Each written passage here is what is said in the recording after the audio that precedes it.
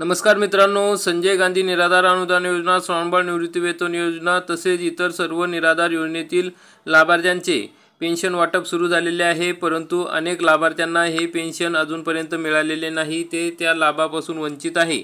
मग या सर्व लाभार्थ्यांना पेन्शन मिळावे, त्यांचे वेतन हे वेळेत मिळावे, कोणीही यापासून वंचित राहू नये यासाठी वेगवेगळ्या तालुक्यांमध्ये तहसीलमध्ये डीबीटी शिबिर राबवले जात आहे।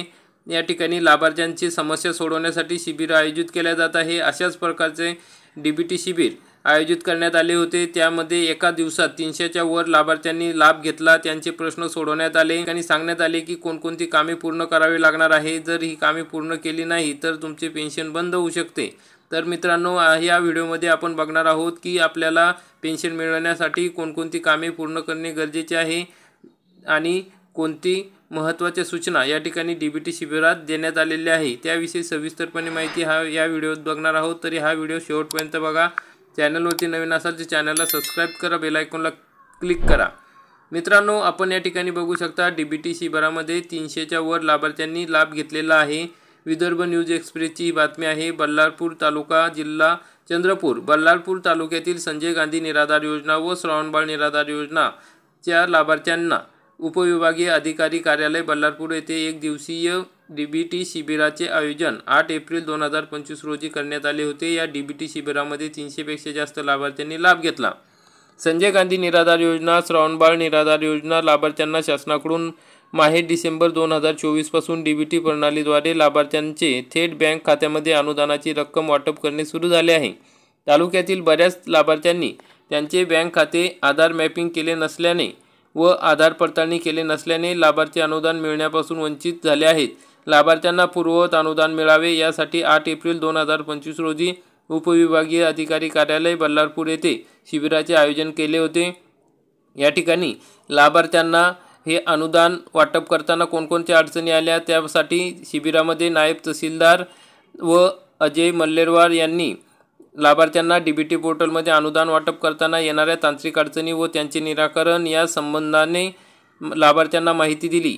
बँकेचे अधिकारी, बँक प्रतिनिधी यांनी लाभार्थ्यांना त्यांचे आधार बँक खात्यासोबत संलग्न करण्यास आवश्यक ती माहिती दिली। दुरुस्तीकरिता प्रस्तावित यादींमध्ये लाभार्थ्यांचे नाव आहे किंवा नाही या प्राथमिक तपासणी मंडळ अधिकारी किशोर नवले व इतर कर्मचाऱ्यांनी केली। प्राथमिक तपासणीनंतर संगोयाच्या शाखेच्या महसूल अधिकारी सोनू गावंडे, संगणक ऑपरेटर तसेच सेतू केंद्र चालक प्रतिनिधी दीपक मांढरे व इतर प्रतिनिधी यांनी सेतू केंद्र चालकांनी व बँकेच्या अधिकाऱ्यांनी शिबिरामध्ये आलेल्या जवळपास 300च्या वर उपस्थित लाभार्थ्यांपैकी जास्तीत जास्त लाभार्थ्यांचे आधार मॅपिंग व पडताळणी केली आहे।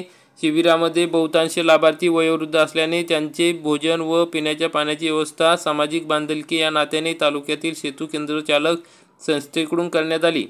इतर व्यवस्थेचे नियोजन या ठिकाणी कर्मचाऱ्यांनी केले।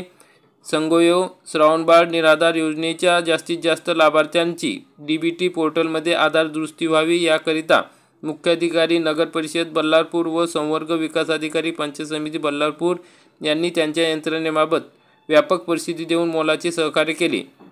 या ठिकाणी संगोयोचे समितीचे माजी अध्यक्ष समीर केने, माजी नगरसेवक, सामाजिक कार्यकर्ते सिक्की यादव, रेखा कदम यांनी सुद्धा शिबिरामध्ये मोठ्या प्रमाणात लाभार्थ्यांचे डीबीटी पोर्टलमध्ये दुरुस्त होण्याकरिता व्यापक परिस्थिती देऊन विशेष प्रयत्न केले। ही बातमी सांगण्यामागचं कारण म्हणजे तुम्हाला जर आतापर्यंत पैसे मिळाले नसेल, तुमचे डीबीटी झाले नसेल, तुमची काही अडचण येत असेल तर तुम्ही तुमच्या तहसीलमध्ये जाऊन या ठिकाणी तुमचे काम करून घेऊ शकता किंवा अशाच प्रकारचे शिबिर राबवण्यात येते। अनेक ठिकाणी सूचना लावल्या आहे की तुमचे जर पैसे जमा झाले नसेल तर त्या ठिकाणी तुम्ही तहसीलमध्ये जाऊन चेक करा, तुमचं डीबीटी पूर्ण करा, आधार सीडिंग पूर्ण करा, आधार प्रमाणीकरण पूर्ण करा। त्या ठिकाणी जाताना तुमचा आधार कार्ड, बँक पासबुक व जो आधारला मोबाईल नंबर लिंक आहे तो मोबाईल सोबत घेऊन जा, म्हणजे त्या ठिकाणी OTP वगैरे आला आधार प्रमाणीकरण करताना तर तुम्हाला लगेच त्या ठिकाणी सांगता यायला पाहिजेत।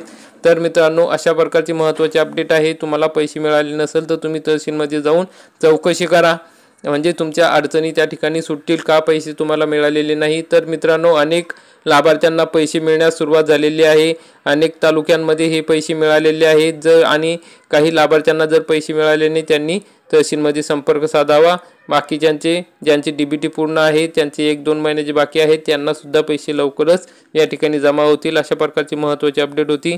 आपण हा व्हिडिओ बघितला त्याबद्दल खूप खूप धन्यवाद. जय हिंद, जय महाराष्ट्र.